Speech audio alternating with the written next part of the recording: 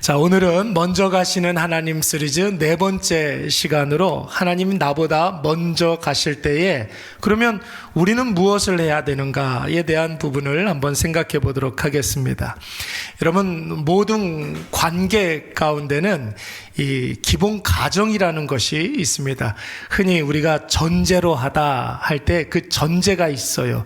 그렇지 않습니까? 모든 관계에는 어떤 전제가 있어야 관계가 형성이 되는 거거든요. 여러분, 막역한 친구라고 한번 생각을 해보십시오. A라는 사람과 B라는 사람이 서로 친구가 되려면은 여러분 시간의 축적이 있어야 되겠죠. 이게 먼저 전제 조건이 되어야 합니다. 오랜 세월 동안 신뢰 관계가 쌓여 있고 그래서 진심으로 이렇게 대하는 그런 마음이 있어야, 이 전제가 깔려 있어야 두 사람이 친구 관계가 형성이 되는 것입니다. 그렇기 때문에 서로 장난을 쳐도 괜찮고 욕을 해도 상관이 없고, 이제 좀 오랜 세월 동안 이렇게 친분이 있기 때문에 충고를 해도 도움을 청해도 그것을 우리가 수용할 수가 있는 것이죠. 여러분, 국민은 국가에 대한 의무가 있습니다. 기본적인 의무가 있지 않습니까? 보통 우리는 4대 의무 이렇게 이야기하는데, 여러분 어떤 의무가 있습니까? 세금 내야 하는 납세의 의무가 있고, 군대 가야 하는 국방의 의무가 있고, 또 교육을 받아야 되는 의무도 있어요. 우리나라는 여러분 어디까지가 의무 교육입니까? 중학교? 고등학교 때까지? 아무튼 그런 의무 교육이 있습니다. 그리고 일해야 하는 근로의 의무가 있죠. 여러분, 우리가 왜 우리나라 대한민국에 이런 의무를 짊어지고 있습니까? 국가가 나를 보호해 준다라는 전제 조건이 있는 거예요. 나를 안전하게 나를 지켜 보호해 준다라는 그런 전제가 있기 때문에 우리가 4개의 의무를 이행하는 것이죠. 뿐만 아니라 정부도 꼬박꼬박 당당하게 세금 고지서 우리한테 보내주는 이유가 뭐예요? 저와 여러분이 이 나라 대한민국의 국민이라는 사실을 인정하기 때문에, 내가 그것을 인정하기 때문에, 나라의 국민이기 때문에 우리에게 뭐 맡겨놓은 것처럼 세금 이렇게 고지서 꼬박꼬박 날아오는 겁니다. 그런 전제가 있는 것이죠. 여러분, 이것은 부부관계도 마찬가지고 부모 자식 관계도 마찬가지고 모든 관계가 다 이 기본 가정 전제가 있기 때문에 모든 서로에 대한 의무와 권리가 결정되는 것이죠. 자, 그러면 여러분 한번 보세요.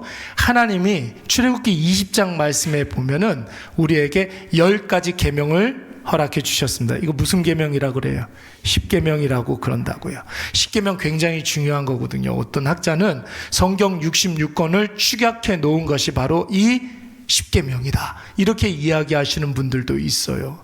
십계명 출애굽기 20장에 말씀해 놓고 난 다음에 그 이후에는 이스라엘 백성들이 혹은 저와 여러분들이 꼭 지켜야 되는 여러 가지 계명들 그리고 율법들을 우리에게 자세하게 설명을 해주고 있습니다. 그런데 여러분, 하나님이 무슨 근거로 이스라엘 백성들에게 이래라 저래라 하는 것입니까?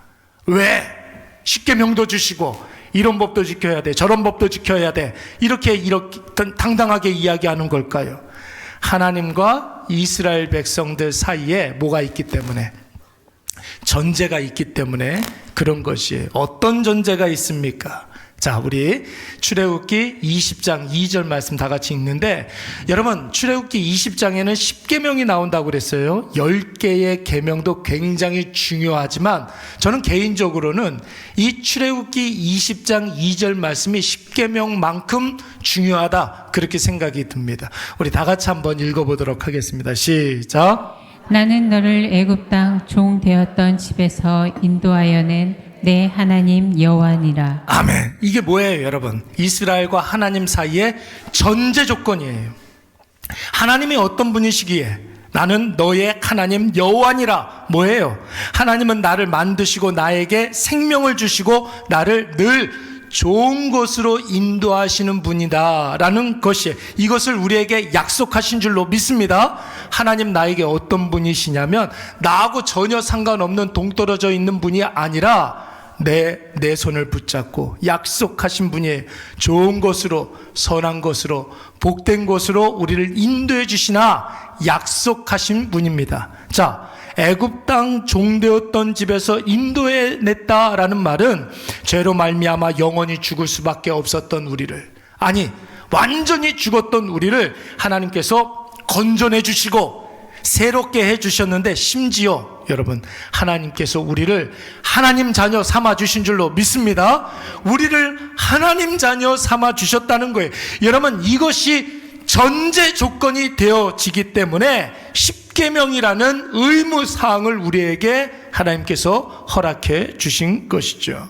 여러분, 우리가 최근에 주일마다 우리보다 앞서가시는 하나님에 대해서 묵상하고 있습니다. 여러분, 우리보다 앞서가시는 하나님, 나보다 먼저 가시는 그 하나님을 확신하시기 바랍니다.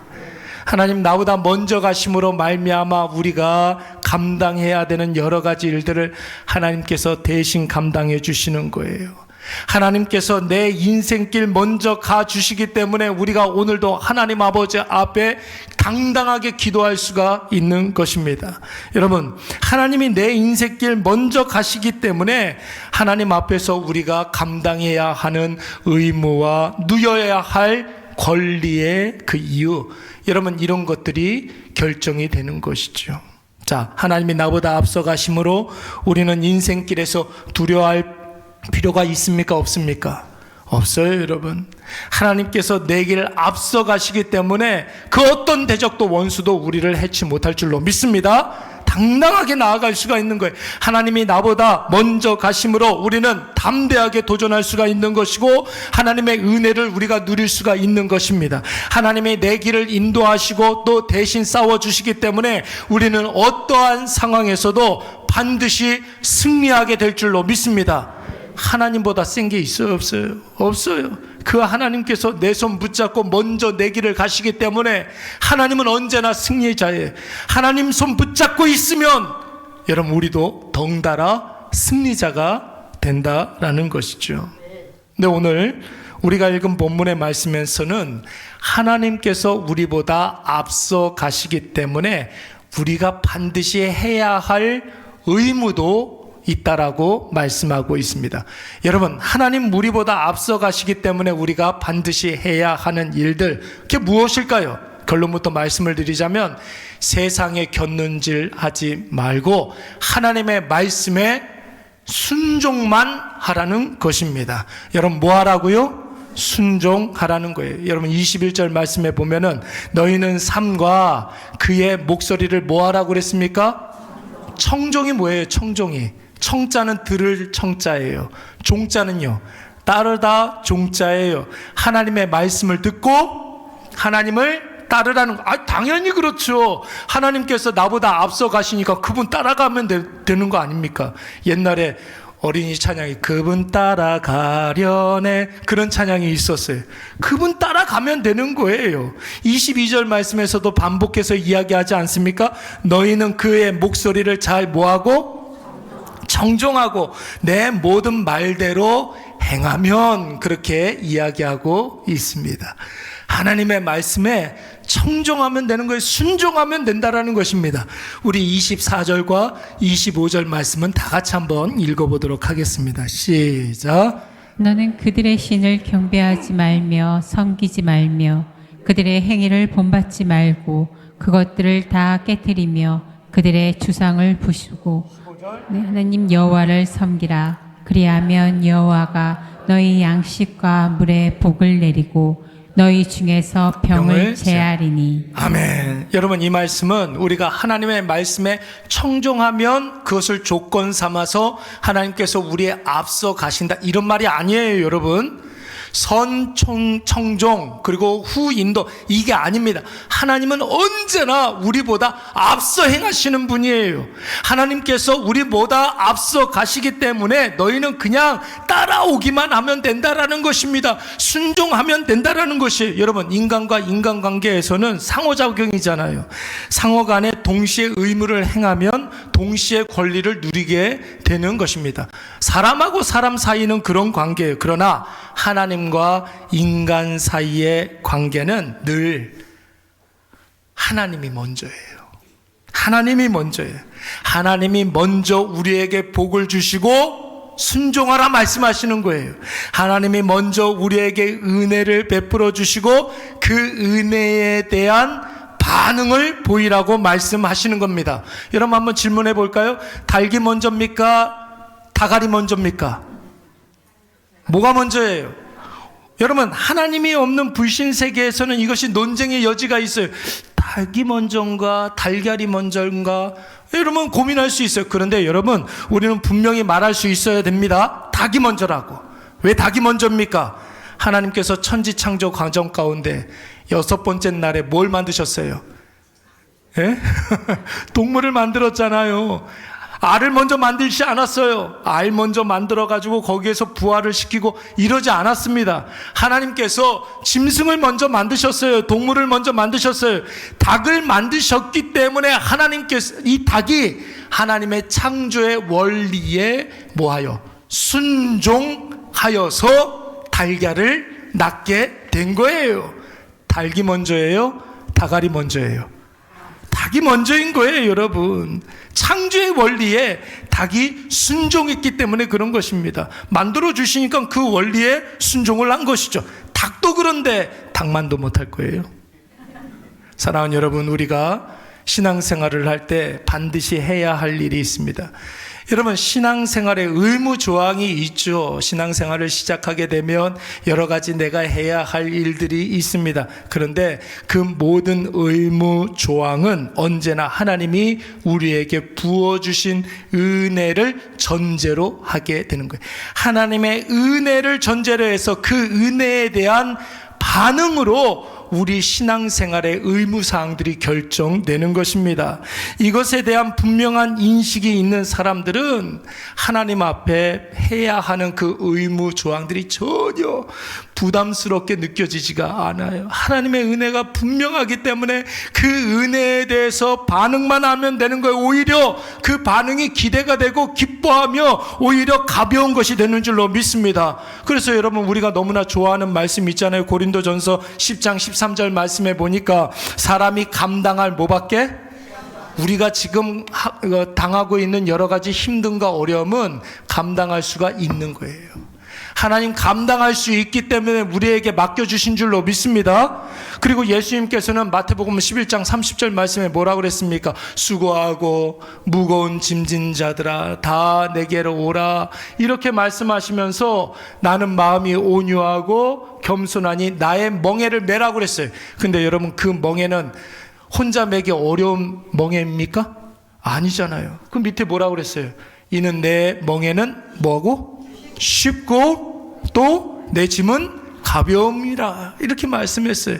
충분히 우리가 감당할 수 있는 것들이라는 거예요. 사도 바울은 여러분 빌립보서 2장 13절 말씀에 뭐라고 그랬냐면, 하나님께서 하고 싶은 일들이 있거든요. 우리를 통해서 하고 싶은 일들을 나의 삶 가운데 이루고자 하시는데 그것들을 내가 소원으로, 나에게 소원으로 주셨다고 그랬어요. 그래서 그를 하고 싶어서 막 안달이 나도록 그 일을 하는 데 있어서 기쁨으로, 소망함으로, 기대하는 마음으로 그 일들을 감당케 해주신다고 그랬어요. 그러니까 무겁고 그리고 힘든 짐으로 지어주신 것이 아니라 기대하는 마음으로 그 일들을 감당케 해주신다는 것. 그러니까 여러분, 하나님께서 우리에게 주시는 그 짐은, 그 순종의 짐이라는 것은 이미 하나님께서 힘과 능력과 지혜도 주시면서 우리에게 맡겨주신 것인 줄로 믿습니다. 오늘 본문에서도 마찬가지예요, 여러분. 우리가 원래는 28절까지가 아니라 33절까지의 말씀을 다 읽어야 되는데, 자, 여기서 이렇게 보시면 하나님이 이스라엘 백성들에게 하신 일들이 많습니까? 아니면 이스라엘 백성들이 하나님에게 했던 일이 많습니까? 그거 한번 보셔야 돼요. 하나님께서 이스라엘 백성들에게 하신 일들이 많은가? 아니면 이스라엘이 하나님 앞에 했던 헌신과 그 섬김이 더 많은가? 한번 볼까요? 20절 말씀해 보니까 하나님이 이스라엘 백성 앞서 행함으로 뭐 했다고 그랬어요? 그들을 보호하시고 예비된 길로 그들을 이르게 해주신다고 그랬어요. 누가 했던 일이에요? 이스라엘 백성들이 잘나가지고 자기 스스로를 보호하고 자기 스스로 길을 개척하고 그런 게 아니었습니다. 25절 말씀해 보니까 양식도 주시고 물의 복을 주신다고 그랬어요. 여러분, 양식도 주시고 먹을 수도 있고 마실 수도 있게 해주신다고 그랬어요. 그리고 너희 가운데 있는 모든 병을 제하여 주신다고 그랬습니다.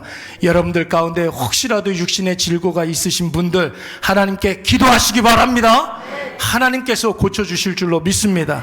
26절 말씀해 보니까 낙태하는 자가 없겠고 임신 못하는 사람들이 없을 것이다. 뭐예요? 번성케 해주시겠다고 그랬어요. 27절 말씀에서는 원수들이 도망가게 하겠다. 28절 말씀에서도 악한 자들을 쫓아내 주시겠다 그랬는데, 여러분 여기서 참 재밌는 표현이 나옵니다. 뭘 보내주신다는 거예요? 내가 왕벌, 벌인데 여러분 왕벌, 이따만한 벌을.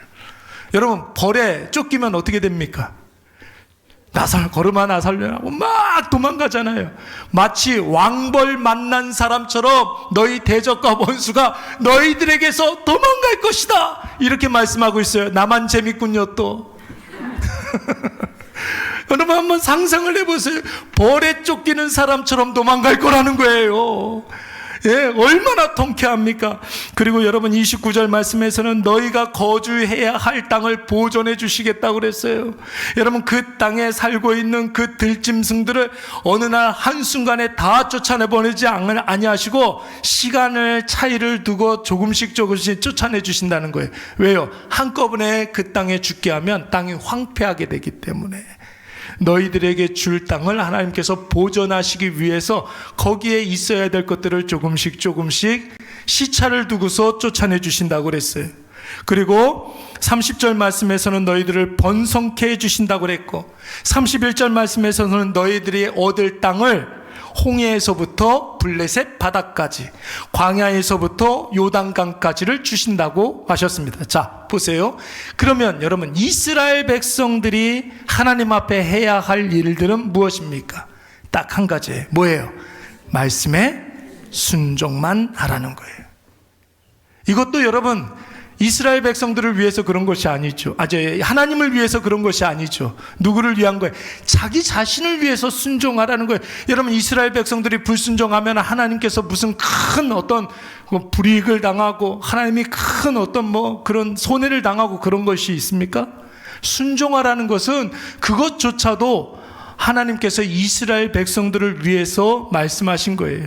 순종하면 하나님이 이스라엘을 위해서 하시는 일들이 보이기 때문에, 그 은혜가 선명하게 보이기 때문에 순종하라고 말씀하시는 거예요. 여러분 꼭 기억하세요. 신앙생활은 어려운 게 아니에요. 여러분 신앙생활 복잡한 것 아닙니다. 쉬워요. 교회를 다니기 시작하면 갑자기 막 거룩해져야 되고 막 경건한 사람이 되어야 합니까? 여러분 그거 아니에요. 교회 다니기 시작하면 이 사회의 어떤 기준이 되는 윤리적인 잣대가 되고 내가 교회를 다니기 때문에 도덕적인 어떤 기준이 되어야 합니까? 그런 게 아니라고요. 교회 안 다니던 사람이 교회 다니기 시작하면 전 세계에 굶고 있는 사람들 돌봐줘야 되고 병들어 죽어가는 사람 책임져야 되나요? 그거 아니거든요, 여러분. 신앙생활은 딱 한 가지만 하는 거예요. 뭐예요? 작고 사소한 것 그 하나라도 순종하는 거예요. 순종하는 거. 아니, 아주 사소한 것에서부터 순종하는 것이, 여러분 그것이 바로 신앙생활이에요. 그것이 하나님의 말씀이라면 두 번 생각하지 아니하고 그냥 순종하는 거예요. 고민하지 아니하고 하나님 말씀하셨으면 그게 하나님께서 기뻐하시는 일이라고 하면 그 일을 행하는 거예요. 그냥 하는 거예요. 그러다 보면 그게 쌓이다 보면 여러분 하나님께서 거대 담론, 우리가 이제 생각하는 인류를 위한 그런 일들 하나님이 하시는 거죠. 우리는 작고 사소한 일부터 순종만 하면 될 줄로 믿습니다. 에베소서 4장 말씀에 보면 이런 말씀이 있어요. 하나님께서 우리를 구원해 주셨다는 거예요. 예정해 주시고 우리를 불러 주셨다는 거예요. 그리고 십자가 예수 그리스도의 은혜로 말미암아 우리를 하나님의 자녀 삼아 주셨다는 거예요. 여러분 얼마나 기적 같은 일입니까? 죄로 말미암아 완전히 죽었던 내가 절망적이고 정말로 내 마음속에 후회와 한탄과 근심밖에 없었던 내가 이제 하나님의 은혜로 말미암아 하나님의 자녀가 되었다고요. 여러분 이것을 믿으십니까? 우리의 모든 고민은 바로 여기에서부터 출발을 해야 되는 거예요. 내가 하나님의 자녀가 되었다. 여러분 정말로 기적 같은 일이죠. 어떻게 죄로 말미암아 완전히 죽었던 내가 하나님의 자녀가 될 수가 있겠습니까? 그런데 여러분 에베소서 4장 말씀에서는 하나님께서 나를 하나님의 자녀 삼아 주시고 난 다음에 우리에게 부탁하는 말씀이 몇 가지가 나와요. 전도 100명 해라 이거예요? 아니에요 여러분. 뭔가 큰 헌신을 좀 해야 되는 것 아니겠니? 이렇게 이야기하지 않습니다. 우리가 이제 하나님의 자녀가 되었으니까 이제는 좀 거짓말하지 말라는 거예요. 이런 거예요 이런 거. 이제는 우리가 하나님의 자녀가 되었으니까 화 좀 덜 내라는 거예요. 화 좀 내지 말아라. 도둑질 좀 하지 말아라. 말 한마디를 할 때에도 좀 거친 말 하지 말고 덕을 세우는 말을 해라. 여러분 이런 거예요. 하나님이 우리를 구원해 주셨는데 하나님이 우리를 불러놔 주시고 우리를 은혜 주시고 하나님의 자녀 삼아 주신 것은 엄청난 일이에요. 대단한 일이에요.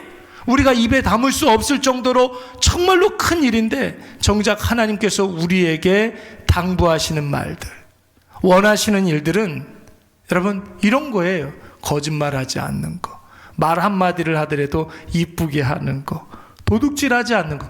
우리가 조금만 신경 쓰면 능히 할 수 있는 일들을 하나님께서 우리에게 부탁하시는 것이죠.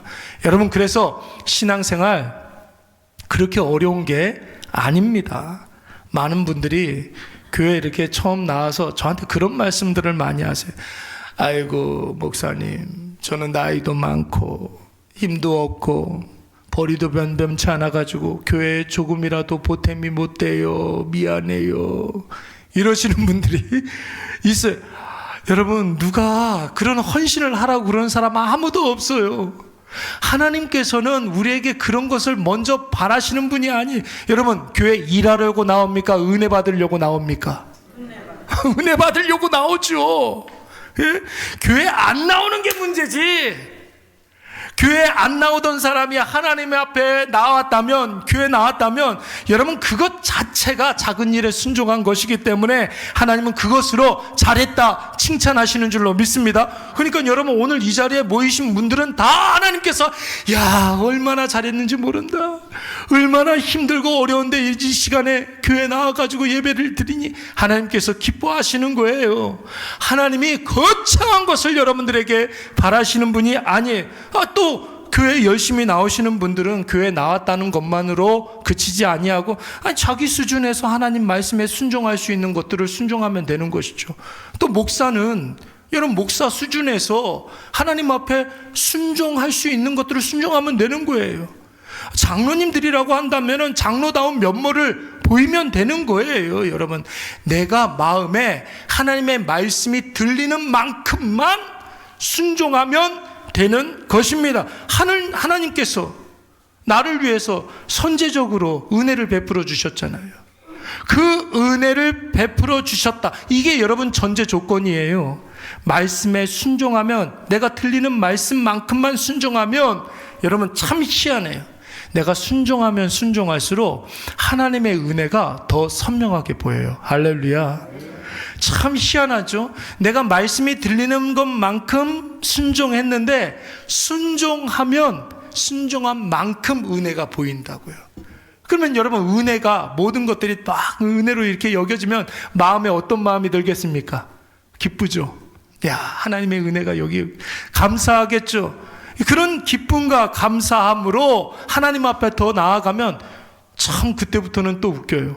말씀이 하나만 들리던 게 2개 들려요. 3개도 들리고. 그러면 들리는 것만큼 여러분 순종하면 되는 거예요. 그러면 하나님의 은혜가 나를 이끌어 가는구나. 그 하나님의 은혜가 나를 세워 가는구나. 나를 성장시켜 가는구나. 여러분 이것을 깨닫게 되는 줄로 믿습니다. 그러면은 여러분 어제보다 오늘이 좀 더 나은 내가 되는 것이고, 내일은 여러분 오늘보다 조금 더 나은 내가 될 줄로 믿습니다.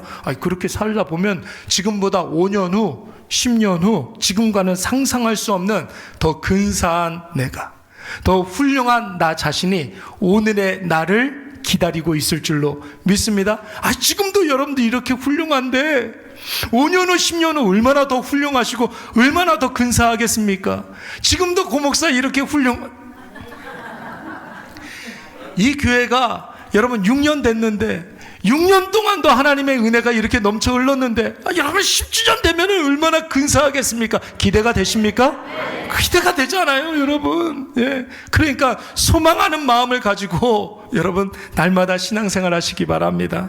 여기서 만약에 제주도를 간다고 한번 생각을 해보세요. 자, 어떻게 갈 겁니까? 제주도 갈 거예요. 어떻게 갈 거예요? KTX 타고 갑니까? 갈 수는 있겠죠. KTX 타고 가가지고 목포까지 가가지고 이렇게 배 타고 가면은 배 타고 가던 사람이 핸드폰 보고 가다가 암초에 걸리고 또 다시 다니고 그럴 수가 있단 말이에요, 여러분. 여러분, 우리가 여기에서 김포에서 제주도 가려면 어떻게 가야 돼요? 골드라인 타고 가서 김포공항 가가지고 비행기 타고 가면 되는 거예요. 고민이 됩니까? 안 됩니까? 고민이 돼요? 안 돼요? 안 돼요. 이거는 김포에 사는 사람들의 특권이에요. 그렇잖아요. 예. 인천공항도 가깝고 김포공항도 가깝고 얼마나 좋습니까? 이건 거의 하나님께서 우리에게 주신 은혜가 보이죠? 은혜가 보이니까 여러분 김포공항 가서 비행기 타야 되겠죠. 자, 그러면 여러분 비행기를 탔어요. 비행기를 탔습니다. 자, 우리가 비행기를 조정해야 됩니까? 우리가 비행기 좀 이렇게 점검도 하고 수리도 하고 그래야 됩니까? 아니죠, 여러분. 내가 다른 승객들에게 음료수라도 갖다 줘야 이 비행기가 나를 빠르고 편하고 쉽게 제주도에 데려다 주는 거 아니에요, 여러분. 내가 비행기 타고 가는 것이 하나님의 뜻이라고 하면 타면 되는 거예요. 그냥 타면 되는 거예요. 순종은 여러분 그냥 하는 거라고 그랬어요. 그냥 고민하지 않고 하는 거예요. 비행기 타고 여러분 1시간 정도 이렇게 가는데 1시간 내내 통성기도 해야 나를 안전하게 데려다 주겠죠? 그런 사람 없어요, 여러분. 그 안에 있는 사람들한테 이렇게 전도지 나눠주고 전도해야 내가 안전하게 여러분 제주도 가는 겁니까? 아니에요, 여러분. 그냥 잠을 자고 있어도 가는 거라고요.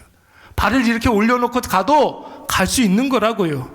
여러분, 하나님이 이 비행기를 타는 것이 하나님의 뜻이라고 한다면 그 비행기를 하나님께서 잘 운행케 해주셔서 우리를 빠르고 정확하게 그리고 편하게 데려다 줄 줄로 믿습니다. 가끔 교회 오시는 분들 가운데 교회 구경하러 오시는 분들이 종종 있어요. 지난주에도 몇 분 계셨어요. 교회 이렇게 구경하러 오시는 분들, 교회 다니러 오는 분들이 아니라 구경하러 오시는 분들이 있어요. 그런 분들 가운데 한국교회 걱정하시는 분들 굉장히 많아요. 목사님들 걱정하시는 분들이 굉장히 많습니다. 우리나라 교회가 세속화되어서 문제라는 거예요. 목사들이 너무 돈을 많이 밝혀가지고 그게 문제라는 거예요. 교회 다니는 사람들이 모범이 안 된다는 문제라는 거예요. 이런 분들은 말도 얼마나 잘하는지 몰라요. 말로 당할 수가 없습니다. 그래서 제가 질문을 하죠. 그렇습니까? 아유, 그렇네요. 예, 맞습니다. 교회는 어디로 다니십니까? 그러면 지금은 교회를 안 다닌대요. 교회도 안 나오면서 말씀에 순종도 안 하면서 하나님은 이래서 문제고 교회는 저래서 문제고 하나님은 이것도 안 해주고 저것도 안 해준다는 거죠. 말은 잘하는데 여러분, 구원은 무엇으로 받는 거예요? 말 잘해야 여러분 구원받는 거예요? 아니죠, 여러분. 믿음이 없는 거예요. 말 잘한다고 천국 가는 것이 아니라 믿음으로 하나님께 인정받고 순종함으로 복을 누리게 되는 줄로 믿습니다. 오늘 본문에서도 하나님이 이스라엘 백성들에게 양식도 주신다고 그랬어요. 물도 주신다고 그랬어요. 복도 주신다고 그랬고 병도 낫게 해주신다고 그랬습니다. 여러분 보세요. 인생길에서 우리를 지켜서 보호해 주시고 대적들을 쫓아내 주시고 좋은 땅으로 우리를 인도해 주신다고 그랬어요. 이스라엘 백성들은 딱 한 가지, 순종만 하라는 것입니다. 그런데 여러분 보세요. 오늘 본문의 말씀은 20절부터 28절까지 읽었거든요. 그런데 그 앞선 말씀을 우리가 가만히 이렇게 보면은 이 말씀이 조금 더 선명하게 보여요. 여러분 20절부터 우리가 읽었는데 그 바로 직전 말씀 14절부터 19절 말씀에서는 세 가지 절기를 지키라고 그랬습니다. 세 가지 절기를 지키라고 그랬어요. 세 가지 절기라는 것은 유월절, 칠칠절, 초막절을 말하는 거예요. 세 가지 절기. 자, 10절부터 13절까지 말씀에서는 안식년은 여러분 몇 년에 한 번씩 돌아옵니까? 7년에 한 번씩 돌아오는 거잖아요. 그리고 안식일을 지키라고 그랬으면 며칠에 한 번? 7일에 한 번 안식일을 지키라고 그랬어요. 1절부터 9절까지 말씀에서는 너희들 정직하게 살아야 된다, 공평하게 살아야 된다, 이렇게 이야기하고 있단 말이에요. 자, 보세요. 이스라엘 백성들에게 이것이 어려운 일입니까? 쉬운 일입니까? 절기는 여러분 1년에 몇 번 돌아와요? 1년에 3번 돌아오는 거예요. 이스라엘 백성들이 하나님 앞에 받았던 은혜에 비하면 1년에 절기 3번 지내는 거 쉬운 일이에요? 어려운 일이에요? 이거 쉬운 일이에요. 안식년은 여러분 몇 년에 한 번씩 돌아온다고요? 7일에 한 번 돌아오는 거예요. 안식일도 일주일에 딱 한 번. 정직과 공평, 여러분 우리에게 꼭 필요한 것이고 하나님이 우리에게 부어주신 은혜에 비하면 어려운 일이 아니라는 거예요. 말씀대로 하면 하나님이 나를 위해서 행하시는 일들이 삶으로 느껴지고 눈에 보이게 되고 귀에 들리게 되고 모든 감각을 통해서 하나님이 체험되는 거예요. 그 체험되는 하나님만큼만 순종하면 되는 것입니다.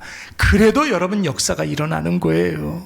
그런데 여러분, 이 말이 말로 들으면 엄청 쉽게 느껴지죠. 아마 여러분들 마음속에 지금 그런 생각하고 있는 분들이 있어요. 아유, 우리 목사님 말은 정말 잘하는데, 목사님 말로 들으면 정말 쉬울 것 같은데, 이게 좀 집에 가서 순종 좀 하려고 그러면 이게 너무 어려워요.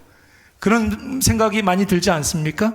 이게 말은 참 쉬운데 나도 어디 가서 누구한테 이야기할 때 순종해야 된다 이렇게 이야기하는 거 쉽게 이야기하는데 이게 내 삶 속에서 이 적용을 하려면 잘 안 될 때가 많이 있습니다. 그 이유를 오늘 하나님께서 오늘 본문 말씀에서 이렇게 설명하고 있습니다. 24절과 32절 말씀 다 같이 한번 읽어보도록 하겠습니다. 시작. 너는 그들의 신을 경배하지 말며 섬기지 말며 그들의 행위를 본받지 말고 그것들을 다 깨트리며 그들의 주상을 부수고 너는 이 32절 시작. 너는 그들과 그들의 신들과 언약하지 말라. 너는 그들과 그들의 신들과 언약하지 말라는 거예요. 왜 우리가 순종하기가 힘드냐면 잘 들으세요. 그들과 그들의 신들 때문에 그렇다는 거예요. 내가 하나님 앞에 순종해야겠다 마음 먹은 것까지는 쉬워요. 근데 그게 내 삶에 잘 적용되지 않는 이유는 그들과 그들의 신들 때문에. 그들은 누구고 그들의 신은 무엇입니까? 바로 세상에 대해서 우리가 너무 집착하고 있기 때문에 하나님의 말씀, 그 쉬운 말씀도 사소한 것이라도 순종하기가 어렵다는 거예요. 지난주에 여러분 뭐라고 그랬습니까? 믿음의 눈을 뜨게 되면 육신의 눈이 감긴다고 그랬죠. 그래서 믿음의 눈을 떠서 예수 그리스도를 바라보게 되면 삶에 충분히 걱정거리가 되고 염려거리가 되는 것도 하나도 생각이 안 난다고. 여러분, 걱정이 생각이 안 나면 걱정 안 할 수가 있는 거예요. 두려운데 두려움의 대상이 생각나지 않으면 두려움이 사라지게 되는 거예요. 믿음의 눈을 뜨게 되면 육신의 눈이 감기게 됩니다. 반대로 육신의 눈을 뜨고 있고 믿음의 눈을 감고 있으면 여러분 내 마음속에 근심과 걱정과 두려움과 초조함과 불안함이 끊임없이 들어오게 되는 거예요. 여러분 그러다 보면 사람이 두려워지고 세상이 두려워지게 되는 것입니다. 중요한 것은 무엇입니까? 우리가 어디에 우리의 시선이 많이 가 있느냐? 이게 중요한 거예요. 어떤 사람을 내가 자주 만나느냐, 그 사람하고 어떤 대화를 많이 나누느냐, 내가 어떤 것을 많이 보느냐. 우리가 아무리 교회를 열심히 다니고 신앙생활을 한다고 해도 맨날 만나는 사람이 불신자들만 만나고 불신의 이야기를 많이 나누고 세상의 시선을 오래 두고 있으면, 여러분 세상에 많이 우리 자신이 노출되어 있으면 나도 모르는 사이에 세상의 원리가 당연한 것처럼 느껴지게 돼요. 이건 어쩔 수가 없는 것입니다. 결국 그들의 신을 경배하고 그들의 신을 섬기고 그들의 행위를 본받게 되는 것이죠. 그러나 여러분, 반대로 될 수 있으면 예배를 많이 드리시기 바랍니다. 예배를 드리고 또 드리고, 예배는 여러분 많으면 많을수록 좋은 거예요. 여러분, 천국 가서 우리가 뭐 한다고 그랬어요? 여러분들이 지금 드리고 있는 이 예배를 천국에서도 드린단 말이에요. 그러니까 예배를 많이 드리면 예배 드림과 동시에 우리가 천국을 경험하게 되는 거예요. 여러분, 기도를 많이 하시기 바랍니다. 기도 많이 하면 누구 이름 많이 불러요? 누구 이름 많이 불러요? 그러면 여러분, 예수 그리스도의 이름을 많이 부르면 부를수록 예수님의 생각이 내 생각이 되는 거예요. 말씀에 나 자신을 많이 노출을 시키시기 바랍니다. 그러면 모든 결정과 선택의 기준이 말씀이 되는 거예요. 그러면 순종이잖아요, 그게. 교회 지체들을 자주 만나서 은혜 받은 이야기를 많이 나누고 교회에 있는 시간을 조금 더 오래 가지게 되면 여러분, 그때부터는 말씀이 내 모든 결정을 주도하게 되는 것이죠. 저 어렸을 적에 저희 아버지 어디 갔나 이렇게 찾으려면 무조건 교회 가면 저희 아버지가 있었어요. 예, 무조건 교회 가면은 교회에 있어요. 저희 아버지 찾으려면 교회 가면 아버지가 계셔요. 심지어는 제가 군대 가가지고 6개월 만에 첫 번째 휴가를 받아서 왔거든요. 첫 휴가를 6개월 만에 받아서 왔어요. 집에 가보니까 아무도 없었어요.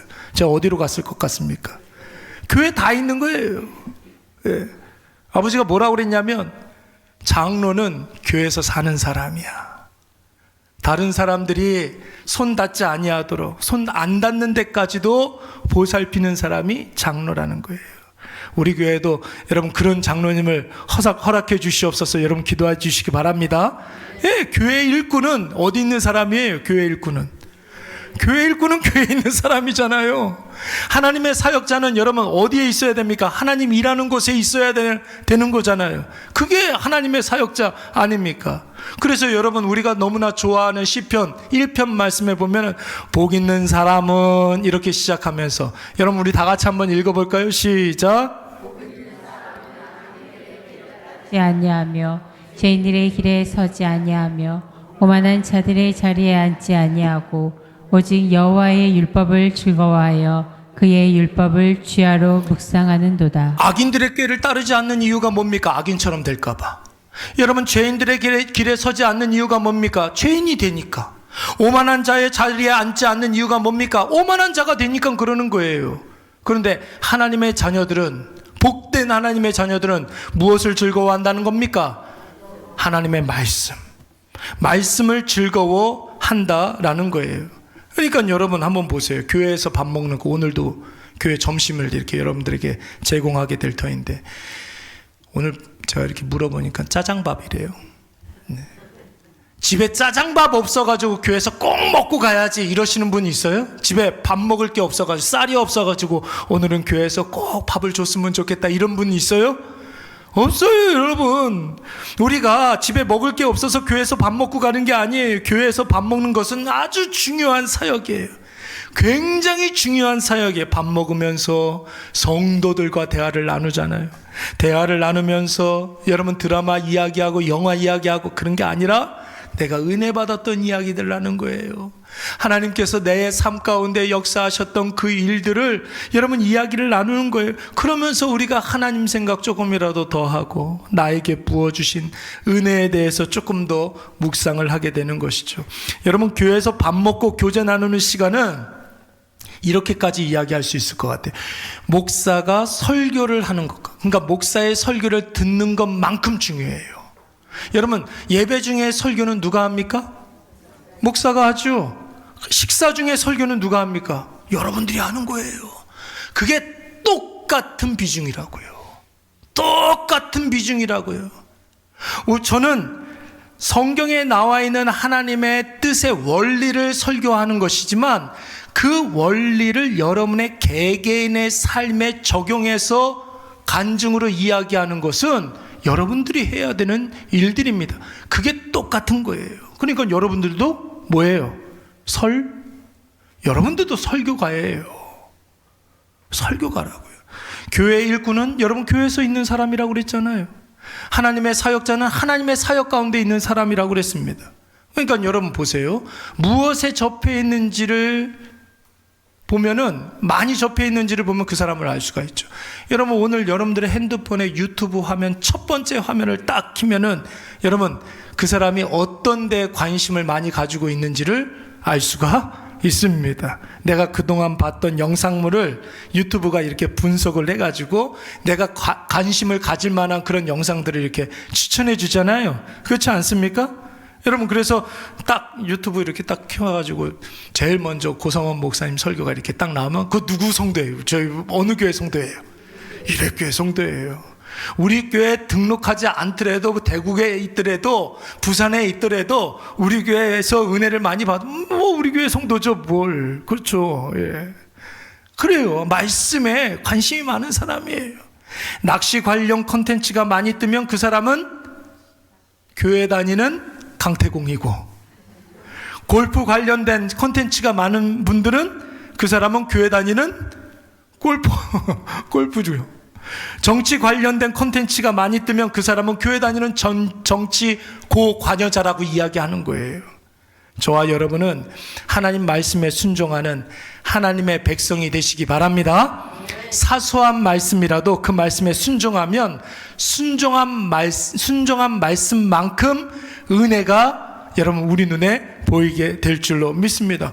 그렇게 되면서 우리의 믿음이 자라가게 되는 것이고, 하나님께 조금씩 더 가까이 감으로 하나님을 더 많이 알아가게 될 줄로 믿습니다. 하나님이 주신 말씀은 여러분 절대로 어려운 말씀이 없습니다. 하나님은 우리가 순종할 수 있는 말씀만 주시는 거예요. 일단 여러분 예배부터 잘 들으시기 바랍니다. 예배 잘 들으면서 은혜 많이 받으세요. 마음의 감동을 많이 받으시기란 말입니다. 그리고 조금 그렇게 하다 보면은 변화가 일어나요. 들린 만큼 여러분 순종하면 됩니다. 그러면 여러분 하나님께서 우리의 모든 삶을 통하여서 기적의 놀라운 역사를 보여주실 줄로 믿습니다. 오늘 이것을 꼭 기억하셔서 들린 만큼 순종하시고 순종한 만큼 하나님의 놀라운 은혜를 받아 누리시는 우리 모두가 되시기를 간절히 축원합니다. 우리 다 자리에